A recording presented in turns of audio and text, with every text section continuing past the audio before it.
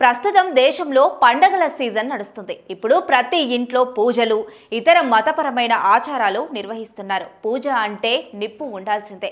ఆ నిప్పును అంటించాలంటే కర్పూరం కావాల్సిందేగా.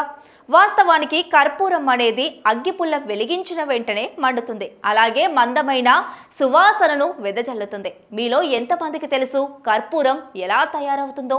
మీరెప్పుడైనా ఆలోచించారా? పూజల్లో ఉపయోగించే కర్పూరాన్ని ఎలా తయారు చేస్తారు అనేది ఇప్పుడు తెలుసుకుందాం. ఇప్పుడు మనకి మార్కెట్లో ప్రస్తుతం రెండు ప్రధాన రకాలుగా కర్పూరాలు అందుబాటులో ఉన్నాయి.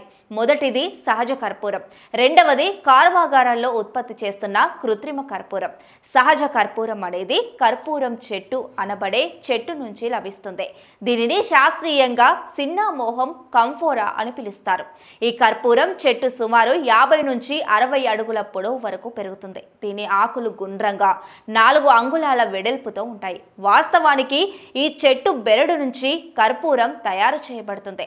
కర్పూరం చెట్టు బెరడు ఎండిపోవడం ప్రారంభించినప్పుడు లేదా అది బూడిద రంగులోకి మారినప్పుడు దానిని చెట్టు నుంచి తొలగిస్తారు. ఈ బెరడు వేడి చేసి శుద్ధి చేసిన తర్వాత పొడిగా రుబ్బుతారు. చివరగా దానిని అవసరమైన విధంగా వివిధ ఆకారాల్లో తయారు చేస్తారు. ఇక కర్పూరం చెట్టు ప్రధానంగా తూర్పు ఆసియా, ముఖ్యంగా చైనాలో ఉద్భవించిందని చరిత్రకారులు నమ్ముతారు. అయితే కొంతమంది వృక్ష శాస్త్రజ్ఞులు ఇది జపాన్కు చెందినదని విశ్వసిస్తున్నారు. చైనాలో లాంగ్ రాజవంశం కాలంలో కర్పూరం చెట్లను ఉపయోగించి తయారు చేసిన ఒక రకమైన ఐస్ క్రీమ్ బాగా ప్రాచుర్యం పొందింది. అలాగే ఈ చెట్టును అనేక ఇతర విధాలుగా కూడా ఉపయోగించారు. దీనిని చైనీస్ జానపద వైద్యంలో వివిధ రూపాల్లో ఉపయోగించారు. 9వ శతాబ్దంలో స్వేదినం పద్ధతిని ఉపయోగించి కర్పూరం చెట్టు నుంచి కర్పూరం తయారు చేసే ప్రక్రియ ప్రారంభమైంది. ఇది క్రమంగా ప్రపంచవ్యాప్తంగా ప్రాచుర్యం పొందింది.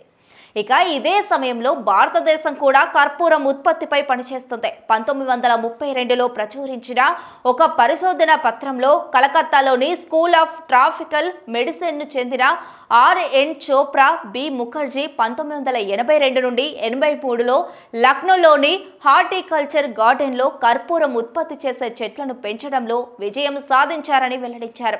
తర్వాతి సంవత్సరాల్లో దేశంలోని అనేక ప్రాంతాల్లో కర్పూరం చెట్ల పెంపకం పెద్ద ఎత్తున ప్రారంభమైంది. కర్పూరం చెట్టును నల్ల బంగారం అని కూడా పిలుస్తారు. ఇది ప్రపంచంలోనే అత్యంత విలువైన చెట్లలో ఒకటిగా పేర్కొంటున్నారు.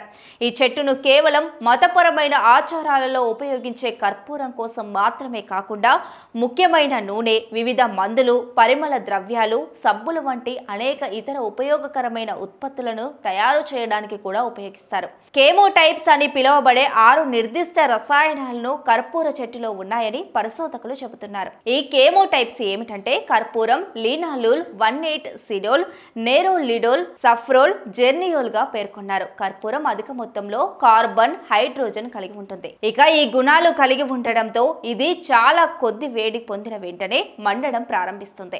ఇంకా కర్పూరం చాలా అస్థిర పదార్థం అని పరిశోధకులు చెబుతున్నారు. అయితే కర్పూరాన్ని కొద్దిగా వేడి చేసినప్పుడు దాని ఆవిరి గాలిలోకి వేగంగా వ్యాపిస్తుందని, అలాగే ఇది వాతావరణ ఆక్సిజన్తో కలిసినప్పుడు చాలా సులభంగా మండుతుందని వెల్లడించారు.